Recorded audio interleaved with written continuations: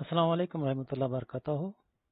برقی رو کے مقناطیسی اثر کے سیکنڈ سیشن میں آپ تمام کا خیر مقدم کرتا ہوں، اور ہم آج سمجھنے کی کوشش کریں گے برقی مقناطیس الیکٹرومیگنیٹ کیسے کہتے ہیں۔ تو برقی مقناطیس دراصل ہے کیا؟ یہ ایک موجز تانبے کی تار کو استوانی شکل میں لپیٹ کر اس کے درمیان میں نرم لوہے کی سلاخ، جسے ہم چھڑ بھی کہتے ہیں، اسے رکھ کر جب برقی رو کو گزارتے ہیں تو سلاخ مقناطیس میں تبدیل ہوتی ہے، یعنی مقناطیس کے تمام خصوصیات اس میں پیدا ہو جاتے ہیں۔ اسی کو ہم برقی مقناطیس کہتے ہیں۔ اسے ہم لوگ گھر میں بھی کر سکتے ہیں۔ ایک میخ یعنی کیل کو لیں، اس کے اوپر تانبے کی تار کو لپیٹیں۔ تانبے کی تار کو لپیٹنے کے بعد اگر اس کے سروں کو ہم کسی شل یا بیٹری سے جوڑ دیں تو اس میں جب برقی رو کا بہاؤ ہوگا، اس کی وجہ سے مقناطیسی میدان جو عمل میں آتا ہے، اس کی وجہ سے میخ جو ہے نیچے رکھے ہوئے پنس کو کشش کرنا شروع کرتی ہے۔ تو یہاں پہ دیکھ سکتے ہیں ایک میخ یا کیل کے اوپر تانبے کی تار کو لپیٹتے ہوئے یہاں پہ بیٹری یعنی شل کو جوڑ دیا گیا ہے۔ جب اسے جوڑا جاتا ہے تو برقی رو کا بہاؤ ہونے لگا، جس کی وجہ سے یہ مقناطیس میں تبدیل ہوا۔ یہ مقناطیس عارضی مقناطیس ہوتا ہے، یعنی جب تک اس میں سے کرنٹ بہتا رہے گا تب تک یہ اشیاء کو کشش کرتا رہے گا، اور جیسے برقی رو کا بہاؤ بند ہوگا تو یہ مقناطیسیت خطوط یا مقناطیسیت کی صلاحیت کھو دیتا ہے، جس کی وجہ سے پن کیا ہوتے ہیں نیچے گر جاتے ہیں۔ تو اس کو کس طرح سے کرتے ہیں، یہاں پہ شکل میں دیکھ سکتے ہیں آپ، ایک سلاخ ہے، چاہے لوہے کی لے سکتے ہیں آپ، نرم لوہا اگر ہو تو بہتر ہے، کیونکہ نرم لوہے میں مقناطیسیت بہت بہترین طریقے سے واقع ہوتی ہے۔ تو اس کے اوپر تانبے کی تار کو لپیٹا جاتا ہے، پھر وہی طریقہ یعنی شل کے ساتھ جوڑتے ہیں۔ ایسے برقی مقناطیس کے استعمالات بہت سارے ہیں، کئی جگہوں پر ان کا استعمال ہوتا ہے، جیسے کہ میگنیٹک کرن ہے وہاں پہ ہوتا ہے، الیکٹرک بیل ہے یہاں پہ دکھایا گیا ہے، الیکٹرک بیل جو یہاں پہ آپ نظر آ رہی ہے، تو یہاں پہ کیا ہوتا ہے، تانبے کی تار کو پلیٹ ہوتے ہیں، نرم لوہے کی پلیٹیں ہوتی ہیں، ان کو ترتیبوار جوڑتے ہوئے ان پر تانبے کی تار لپیٹ کر جب برقی رو کا گزر کرتے ہیں تو وہ کشش کرنے لگتے ہیں، تو یہاں پہ موجود جو پٹی ہوتی ہے وہ کشش پاتی ہے، جس کی وجہ سے اس پہ لگا ہتھوڑی کا حصہ بیل کو جا مارتا ہے، جس کی وجہ سے آواز گونجتی ہے۔ اسے ہم الیکٹرک بیل کہتے ہیں، جو کہ برقی مقناطیس پر انحصار ہوتی ہے۔ آئیے اب ہم مقناطیسی میدان میں کرنٹ بردار موصل پر لگنے والی قوت یعنی force on a current carrying conductor in a magnetic field کے متعلق سمجھنے کی کوشش کریں گے۔ یہاں پہ کہنے کا مطلب یہ ہے، جب کسی موصل میں کرنٹ بہتے رہتا ہے، ایسے موصل کو جب مقناطیسی میدان میں رکھتے ہیں تو اس پر کیا اثر ہوتا ہے یہ ہم دیکھیں گے۔ تو یہاں پر جب ایسا ہوتا ہے کہ برقی رو لے جانے والے برقی موصل کو ہم مقناطیسی میدان میں رکھتے ہیں تو مقناطیس بھی کرنٹ بردار موصل پر مساوی اور برعکس قوت لگاتا ہے، مطلب وہ بھی قوت لگائے گا، کیونکہ ہوتا کیا یہاں پہ برقی رو کے بہنے کی وجہ سے موصل کی طرف مقناطیسی میدان وجود میں آتا ہے، اور اسی طرح سے جو رکھا ہوا مقناطیس ہوتا ہے اس کا بھی مقناطیسی میدان ہوتا ہے۔ جو مقناطیسی میدان کی سمت ہوتی ہے وہ رکھے جانے کے طریقے پر ہوتی ہے، یعنی نارتھ کدھر ہے یا ساؤتھ کدھر ہے اس کے تحت رہے گا۔ اور ایسی صورت میں جب اس مقناطیسی میدان کے اندر جب برقی رو لے جانے والے موصل تار کو رکھتے ہیں یا موصل کو رکھتے ہیں تو اس طرح سے کیا ہوتا ہے، وہاں پہ دو قوتیں ہو جاتی ہیں، ایک مقناطیسی میدان برقی رو کی وجہ سے، ایک مقناطیسی میدان مقناطیس کی وجہ سے۔ تو ان میں کشش اور دفع کی وجہ سے وہ موصل حرکت کرنے لگتا ہے، جیسا کہ یہاں پہ آپ دیکھ سکتے ہیں۔ تو کرنٹ جو یہاں پہ ایک سمت میں بہہ رہا ہے، تو یہاں پہ بہہ رہا ہے، وہ کرنٹ کیا ہوتا ہے موصل میں بہنے لگتا ہے، جس کی وجہ سے اس کی طرح مقناطیسی میدان پیدا ہوا، یہ مقناطیسی میدان اور یہ جو رکھا ہوا میگنیٹ ہے اس کے درمیان جو مقناطیسی میدان پیدا ہے اس کے اندر یا تو کشش ہوگی یا دفع ہوگا، اس کی نتیجے میں یہ موصل کیا کرے گا، حرکت کرنے لگے گا۔ اگر ہم مقناطیسی میدان کی سمت کو بدل دیں تو اس کا نتیجہ الٹا ہوگا، یعنی جو موصل اندر کی طرف حرکت کر رہا ہے وہ موصل باہر کی طرف حرکت کرے گا۔ تو یہاں پہ دو چانسز ہیں، یا تو رکھے ہوئے مقناطیس کے خطبین کو تبدیل کر لے، یا نہیں تو جو کرنٹ بہ رہا ہے اس کی سمت کو تبدیل کر لے۔ ان دونوں صورتوں میں ہوتا یہ ہے موصل کی حرکت جو پہلے اندر کی طرف تھی اب وہ باہر کی طرف ہوگی۔ تو اس تجربے سے ہمیں کیا معلوم ہوا؟ ہمیں معلوم ہوا جب آزادانہ موصل میں ایک سمت میں کرنٹ بہتا ہے اور اس سے مقناطیسی میدان جو ایک مخصوص سمت میں ہوتا ہے اس میں رکھیں تو موصل بھی ایک مخصوص سمت میں حرکت کرے گا، جیسا کہ میں نے آپ کو یہاں پہ سمجھایا ہے۔ اور جب کرنٹ یا مقناطیسی میدان کی سمت کو بدل دیں تو موصل کی حرکت کی سمت بھی بدل جاتی ہے، جیسا کہ میں نے کہا پہلی صورت میں اندر کی طرف جب ہم مقناطیسی خطبین کو تبدیل کریں یا کرنٹ کی سمت کو تبدیل کریں تو وہ باہر کی طرف حرکت کرے گا۔ اسی طرح سے موصل پر لگنے والی قوت کی سمت کرنٹ کی سمت اور مقناطیسی میدان کی سمت پر منحصر ہوتی ہے، یعنی موصل پر جو قوت لگ رہی ہے یہ اس کا دار و مدار کس پہ ہوتا ہے، یہ کرنٹ جو بہ رہا ہے اس کی سمت پر رہے گا، اور جو مقناطیسی میدان یہاں پہ ہے مقناطیس کی وجہ سے اس کی سمت پر ہوگا۔ کہنے کا مطلب یہ اگر مقناطیسی میدان جو مقناطیس کی وجہ سے ہے وہ اور بہنے والا کرنٹ یہ دونوں کا زاویہ اگر زاویہ خیمہ ہو یعنی 90 درجے کا ہو تو موصل کی جو حرکت ہوگی وہ بھی بہت زیادہ ہوگی، یعنی موصل یا چھڑ کی منتقلی سب سے زیادہ اس وقت ہوتی ہے جب کرنٹ کی سمت مقناطیسی میدان کی سمت سے زاویہ خیمہ پر ہو۔ تو یہاں پر اس سے ہمیں سمجھ میں آتا ہے کہ ہم جو موصل حرکت کر رہا ہے اس کی سمت جو ہمیں دکھ رہی ہے یہ کرنٹ کی سمت کے بدلنے کی وجہ سے اس کی سمت بدلے گی یا مقناطیسی میدان کی سمت کو تبدیل کرنے کی وجہ سے بھی ہوگی۔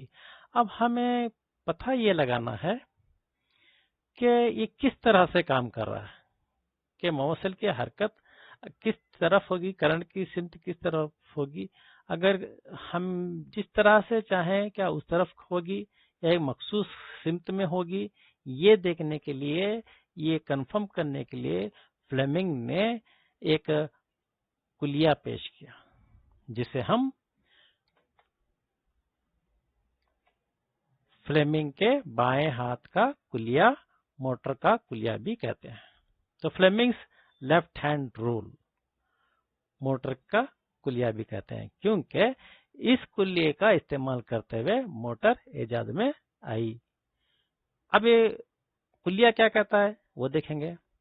تو یہ کلیہ کہتا ہے اپنے بائیں ہاتھ کے انگوٹھے، پہلی انگلی اور بیچ کی انگلی کو اس طرح پھیلائیں کہ وہ خود بخود ایک دوسرے کے عمودی ہو جائیں، یعنی 90 درجے کا زاویہ بناتے ہوئے۔ یہاں پہ دیکھ سکتے ہیں انگوٹھا، پہلی انگلی اور درمیانی انگلی یہ تینوں بھی ایک دوسرے کے عموداً پکڑے گئے ہیں، یعنی یہاں پہ 90 درجے کا زاویہ بنے گا۔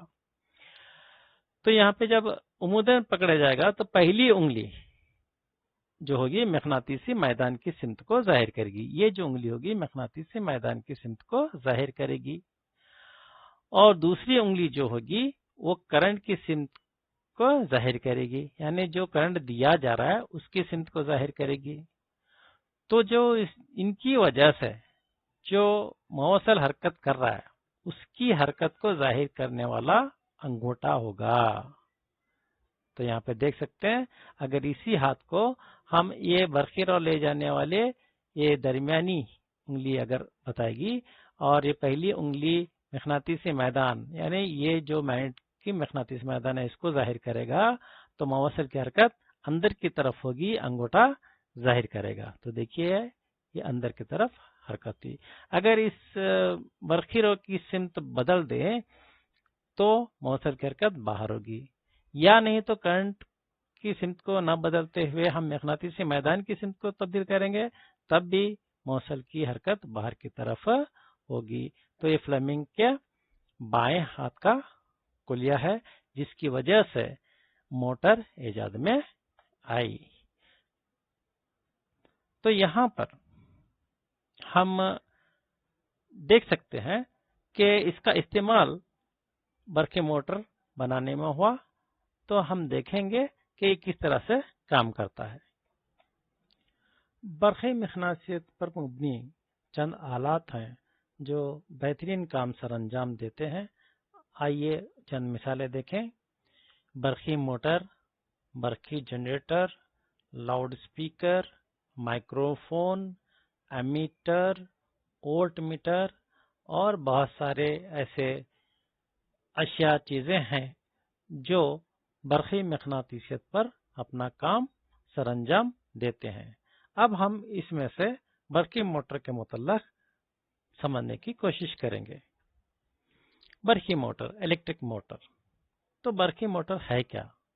تو اس کا تعارف یوں ہوگا، وہ آلہ جو برقی توانائی کو کارآمد میکینکی توانائی میں تبدیل کرتا ہے برقی موٹر کہلاتا ہے. یا اسے یوں بھی کہہ سکتے ہیں، وہ گردشی آلہ جو برقی توانائی کو میکینکی توانائی میں تبدیل کرتا ہے برقی موٹر کہلاتا ہے. اس کی بناوٹ جو ہوتی ہے ملائم لوہے سے بنا ہوا آرمیچر ہوتا ہے. تو آئیے ہم اس کی بناوٹ دیکھتے ہیں. تو یہاں پر دیکھ سکتے ہیں ہم یہ جو حصہ ہے اس میں جو بھی لوہے کا شے استعمال ہوگی وہ ملائم لوہا ہوگا. تو اس طرح سے ملائم لوہے کے حصے پر یہاں پر کوئل لپیٹا جاتا ہے جو تانبے کی تار کا بنا ہوتا ہے. تو یہاں پر ملائم لوہے کا کور جس پر کوئل لپیٹی جاتی ہے اور کوئل دونوں کو مجموعی طور پر آرمیچر کہتے ہیں. تو یہ پورا سیٹ جو ہے آرمیچر کہلائے گا. تو یہاں پر پھر یہاں پہ دو نصف حصے نظر آ رہے ہیں. یہاں پہ دیکھ سکتے ہیں آپ دو نصف حصے نظر آ رہے ہیں. یہ دو نصف حصے جو ہے یہ اسپلٹ رنگ کہلاتے ہیں. یہ اسپلٹ رنگ جو ہے کمیوٹیٹر کا کام کرتے ہیں. تو اب سوال آیا کمیوٹیٹر کیا ہے؟ تو کمیوٹیٹر وہ آلہ ہے جو سرکٹ میں کرنٹ کے بہاؤ کی سمت کو تبدیل کرتا ہے. تو یہاں پہ جو کرنٹ بہہ رہا ہے اس کی سمت کو تبدیل کرنے میں مدد کرتا ہے.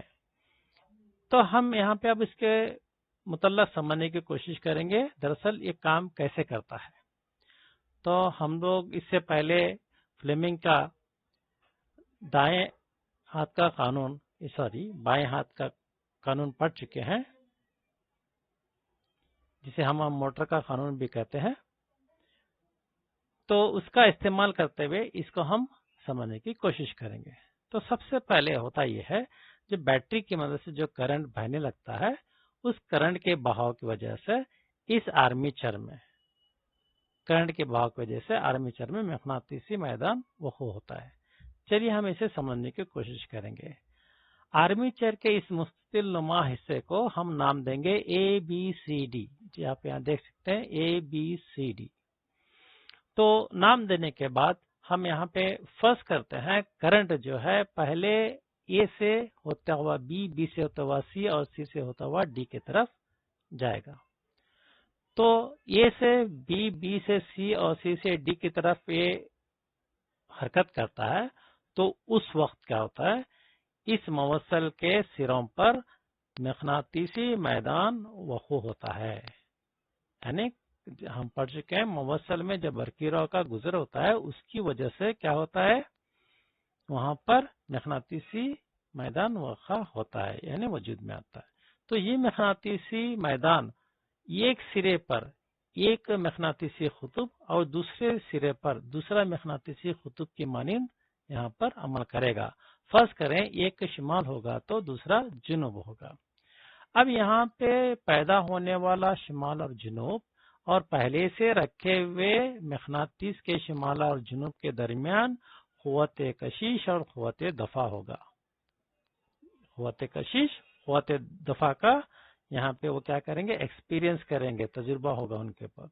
تو یہاں اس کی وجہ سے ہوتا یہ ہے کہ کشش اور دفع کی وجہ سے چونکہ آرمیچر کو یہاں پہ فکس کر دیا جاتا ہے، تو آرمیچر نہ تو میگنیٹ کو چپکے گا نہ ہی دور جا سکتا ہے، بلکہ وہیں پر وہ گردش کرنے لگتا ہے. تو ہوتا یوں ہے کہ کشش اور دفع جو ہیں یہ دو قوتوں کی مانند وہاں پر اثر انداز ہوتے ہیں. یہ دو قوتیں جو ہوتی ہیں یہ ایک دوسرے کے متوازی، مخالف اور مساوی ہوتے ہیں. اس کو ہم جفت بھی کہتے ہیں. تو یہ جب جفت پیدا ہوتا ہے اس کے نتیجے میں ہوتا یہ ہے کہ وہ کوئل وہیں پہ گھومنے لگ جاتا ہے. تو یہ گھومنے کی وجہ سے یہاں پہ رکھی ہوئی سلاخ جو درمیان میں موجود ہوتی ہے موٹر کے، تو وہ بھی گھومنا شروع ہو جاتی ہے. تو ہم نے اکثر دیکھا ہے کہ موٹر، برقی موٹر کا جو باہری حصہ ہوتا ہے اس کی سلاخ جو ہے گھومتی ہوئی نظر آتی ہے، جس کی وجہ سے ہم برقی موٹر کا وہ گھومتا ہوا حصہ اسے ہم کچھ بھی دوسری شے جوڑتے ہوئے اس کا استعمال کریں گے. جیسا کہ یہاں پہ دیکھ سکتے ہیں، اسے ہم برقی پنکھا، ریفریجریٹر، مکسر، کپڑے دھونے کی مشین، کمپیوٹر، الیکٹرانک کھلونے وغیرہ بنا سکتے ہیں. تو موٹر کا سائز تبدیل کرتے ہوئے اس میں آرمیچر کے اندر جتنے چکر لیتے ہیں تانبے کی تار کے، ان کی تعداد میں کمی اور زیادتی کرتے ہوئے، موٹر کی طاقت کو بڑھاتے ہوئے یا کم کرتے ہوئے اس کا ہم لوگ روزمرہ زندگی میں استعمال کر سکتے ہیں. تو یہاں پر دیکھ سکتے ہیں کہ فین جو گھوم رہا ہے اس میں موجود یہ موٹر کی شکل جو ہے بالکل چپٹی ہے، لیکن اس سے باہر آنے والا جو ایکسل ہے وہی ہے جو گھوم رہا ہے اسی کے ساتھ جب یہ پنکھا گھومتا ہے. ایسا ہی کچھ مکسر گرائنڈر میں بھی ہوتا ہے. تو ایکسل کے اوپر جو ہے بلیڈ لگا دیتے ہیں، تو وہ ایکسل کے ساتھ جب بلیڈ گھومتے ہیں تو وہاں پر جو بھی چیز موجود ہے وہ گرائنڈ ہو جاتی ہے. ایسا ہی جو کھلونے ہوتے ہیں بچوں کے، اس میں چھوٹی کاروں کا استعمال، چھوٹی موٹر کا استعمال ہوتا ہے جو پہیوں کو گھمانے میں استعمال ہوتا ہے. تو یہاں پر واشنگ مشین میں بھی کچھ ایسا ہی ہے. موٹر تو ہوتی ہے، اس کے ساتھ جو ہے ایک ڈرم لگا دیتے ہیں جس میں کپڑے وغیرہ دھوئے جاتے ہیں. کہنے کا مطلب یہ موٹر کا سائز بدلتے ہوئے، اس کی بناوٹ میں تھوڑی بہت تبدیلی لاتے ہوئے ہم اس کا ہمارے روزمرہ زندگی میں استعمال کرتے رہتے ہیں.